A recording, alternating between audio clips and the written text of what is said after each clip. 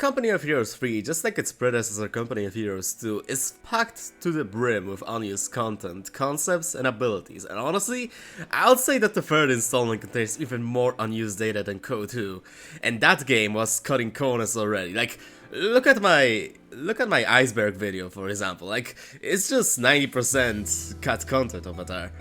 Anyway, today we'll take a deep dive into the game that could have been. We'll be exploring abilities, units, battlegroups, and entire mechanics that are left on a cutting room floor. I'll be using two sources for this video: the attribute editor, which allows me to see things that were left unused by the developers, and an old, dating back to the first alpha code2.org forum post, which leaked a lot of those things. Thank you, Gachikazm. At least I had some basis to work on because of you. Also a disclaimer, everything that I said here isn't confirmed. This is just a speculation and something that may or may not land in the future of the game. So yeah, take my words with a big grain of salt, okay? Great. So without further ado, let's just jump into it, shall we? The first thing that I want to point out are the leftovers from Code 2. Despite what Relic said, there seems to be an old code and model still left in the attribute editor, with the British Firefly being the most obvious example of it. Also, what's worth pointing out is the Goliath, which is used in the campaign if I recall correctly, and was present in the first pre-alpha, but it's missing from the game for some reason. There are a lot of unused abilities, which sound interesting on the paper, however, on closer examination you could imagine why they were scrapped. Most outrageous case of that are the half-tracks, which had the ability for their passengers to shoot from it, just like the DAX 250 half-track. This, however, has been disabled presumably due to the bugginess of the feature, as even the HMGs, snipers and mortars can fire from there. Ugh, imagine fighting USF snipers in that configuration. Ugh. At the moment, there are a lot of unused game modes in the files. You can see there are ranked and AI equivalents of normal game modes, that being 1v1, 2v2, 3v3 and 4v4, observer mode, game mode called attrition and territory, which are currently unknown what they would do, fixed force, which would be either a 1v1 or a 3v3 game mode, where players would start with 150 tickets and their objective would be to destroy enemy units. Resource income would be disabled in there. Victory Point Blitz is most likely a modification of the normal Victory Point game mode, where VPs are driving even faster than usual. And finally we have two game modes which I can finally talk about, that being the defense and Panzerkrieg. First one is most likely a descendant of the best game mode ever made for Co, which is Stonewall, and the other requires a little bit more explanation. So back in Co 1, there was a game mode with the identical name where you'd control a tank of your choice and you are able to level it up, in other words, a MOBA but with tanks and only 2 players as opposed to industry standard of 5. Which tanks are going to be available? Well, I can't say for sure, however, given the previous version of the mode, I can guess it's the Hellcat, Sherman and Churchill. And Axis are going to get most likely Marder, Panzer IV and the Panther. When you take a look at the Wehrmacht, don't you feel like the faction lacks that specialized upgrade tree like the other factions? Sure, there are side techs and those funny officer dispatches, which could give you the first level of veterancy instantly, but I don't think it's just enough, you know? Well, fear not, because there was a system to counteract that. The Field Marshal system was a mechanic in the first multiplayer test, which sadly did not survive. Each Field Marshal, that being the special operations, mechanized and fortifications, would give your units specialized upgrades, abilities and veterancy. For instance, the fortifications one would give your infantry rifle grenades, tanks could hold down, and bunkers could be upgraded into reinforcement bunkers. This system also affected veterancy, where each Field Marshal would give your units different veteran abilities depending on your choice. Mechanized one, for example, would give your support weapons specialized munitions, which I guess is armor-piercing incendiary for MGs, stun rounds for AT guns and so on. This system was removed by 2022 and was replaced by the officer dispatch mechanic because I suppose playtesters, if there were any, found it too confusing, I suppose? Originally, the concept of DAC was way more interesting if it comes to infantry. According to the game files, the infantry could be upgraded at least thrice, with each upgrade doing something, but with the names of the upgrades, that being mobile assault, light infantry and heavy firepower munitions, I guess it would allow the rare munitions truck to distribute more and more lethal weapons, with rare munitions truck itself being most likely some sort of a utility truck most likely. This explains why there are so many weird weapons for Pigrins and Panzerpowers that, let's be honest, are never probably going to be used by Relic. Following the same pattern, vehicles also could be upgraded thrice, with deployment of either heavy armor, defensive or breakthrough elements. On this one, I can only guess what it could give. Maybe it was the original colon system, who knows. Speaking of, that doesn't really have any kind of leftovers of former battlegroups. Instead, it has two cut units that are included in the armored support battlegroup, that being the Command Panzer II, which can actually be seen in the ending cutscene of the second mission, and Panzerjäger 1, a light tank destroyer which was most likely replaced by the Marder, as they seem to have the same role.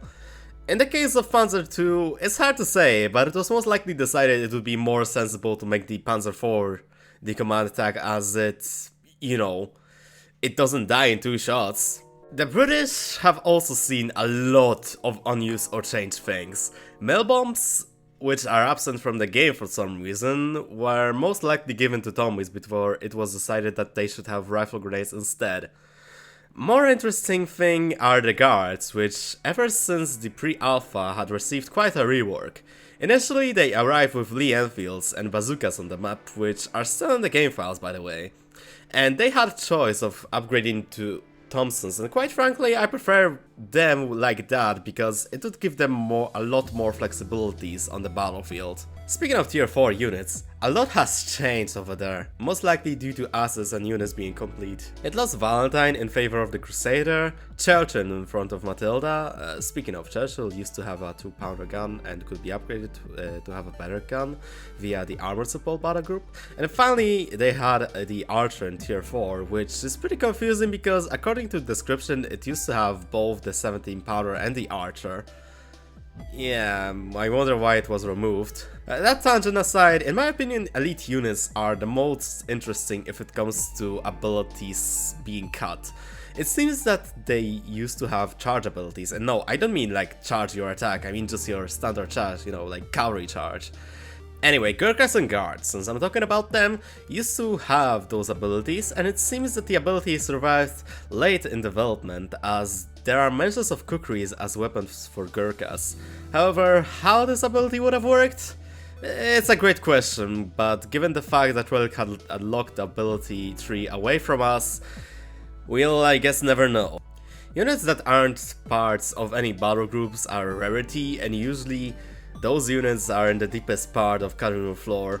Units like Special Air Servers or Force from Snipers, which can be spawned via mods surprisingly, are either cut content or something that is going to be introduced later on. In case of SAS, you could make an argument that it's an earlier version of Commandos, but really, only Relic knows at the moment.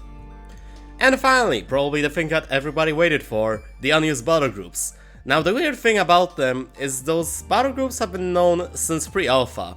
Yes, all of them are in the game files since the pre-alpha, which makes me think that they are either completely scrapped, Relic hadn't touched them since the set phase of the development, or I'm just dealing with unused content and I'm like, oh my god, look at this, wow, content, whoa!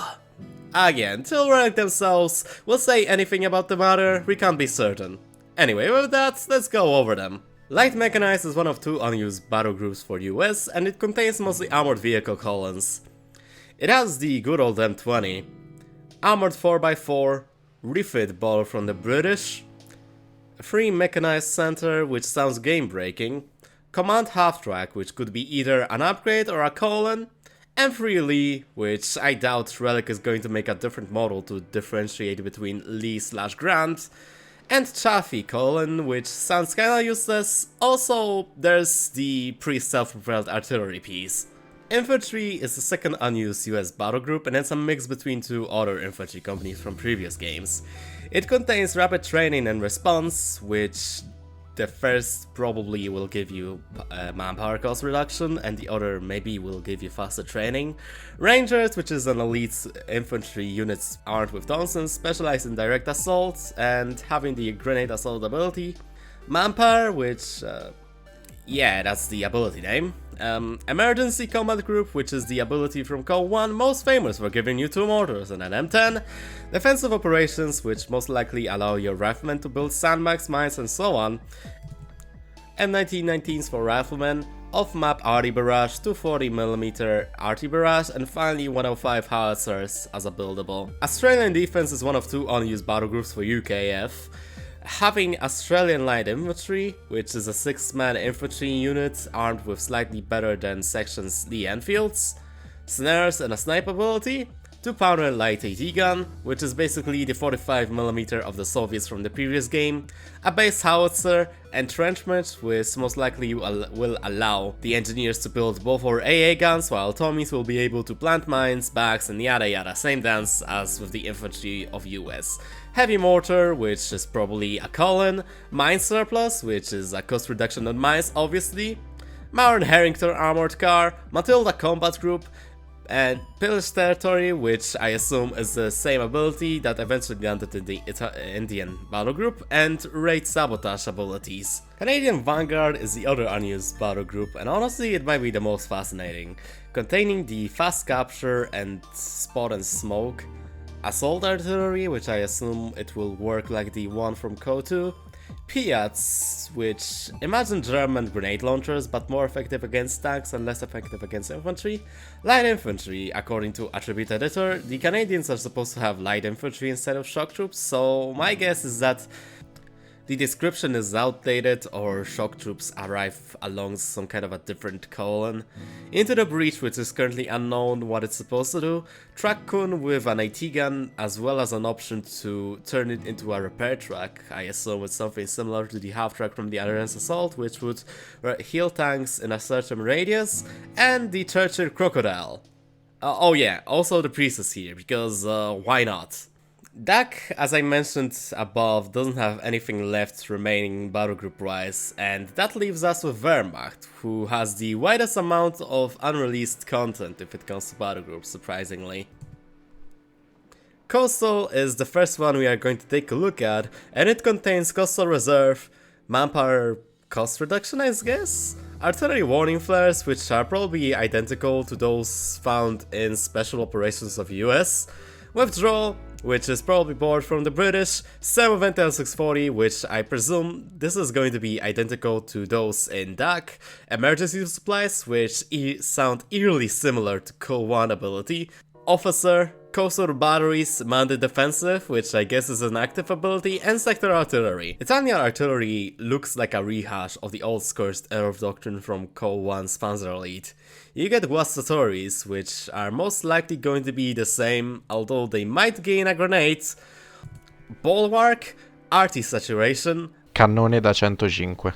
Sector Warning, Zero Ring, Heavy Weapon Training, and Scorched Earth. Alternatively, you also could gain access to Snap Artillery, Assault Artillery, Hardened T weapons, artillery variant of Semoventa Deep Reserves. It's really hard to say as the Wehrmacht battle groups are a mess and a half. Moving on, next up is Defensive, which has the Fortress Pioneers, which is most likely either a passive or an upgrade affecting Pioneers, something like Assault Engineers or Pathfinders. Support Bunkers, which is a great question what it could mean. Early Warning, our Heavy Artillery Barrage, Kettenkrad Observation, Medical Half-Track, which is most likely a colon, a Recovery Vehicle, Flag Track, and finally, the 60 range tank destroyer itself, Nashorn. And finally we have Mountain, which looks a lot like Jaeger Infantry from KO2. It has Tactical Sprint, Medical Supply Drop, Mountain Senses, Flashlight Bombs, Zeal, AT Loiter, Gebirgsschirmjägers, which is most likely GLI clones, a column of Kettenkrad carrying either an AT gun or an infantry support gun from DAK, and last but not least, the Achtrad. And that's about it if it comes to cut content. Be sure to like and subscribe, and also tell me in comments how wrong am I, especially after all these years when cut content will be finally released into co-free as a paid DLC. Ha ha ha. Ha. Ha. Yeah, that has been not the GIF, and probably just saying goodbye to co-free finally. Oh my god, I can't wait to finally go away from this cursed franchise. But yeah, anyway, till next time, guys.